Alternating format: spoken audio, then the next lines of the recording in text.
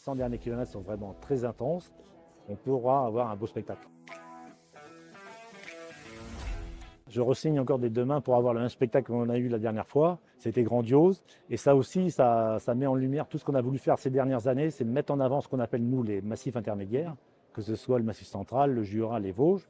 Et on a réussi à prouver aux gens qu'on pouvait faire des superbes étapes sur ces territoires. La grande différence avec les autres éditions, c'est qu'on est 100% voilà, en Cantal. Et donc, ça permet d'aller visiter d'autres territoires. Et donc, très vite, on va partir au sud, on va passer à Marcollès.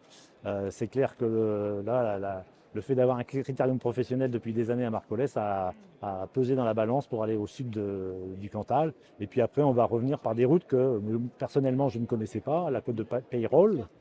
Voilà. Et puis surtout, cette superbe vallée qui monte au col de la Griffoule, où j'ai été subjugué par les paysages. On va tourner là autour des volcans, c'est quand même quelque chose de magnifique. Et puis après, sportivement, on sait très bien que les cols courts avec de fortes pentes offrent du beau spectacle. On se rappelle que dans le col de Pertus, c'est la dernière fois qu'on a vu Pogacar douter un petit peu sur le vélo lorsqu'il a vu Vingegaard revenir sur lui. Et c'est vrai qu'on se rappelle aussi de ce sprint entre les deux champions voilà, au millimètre à l'arrivée. Et donc on avait hâte de revenir.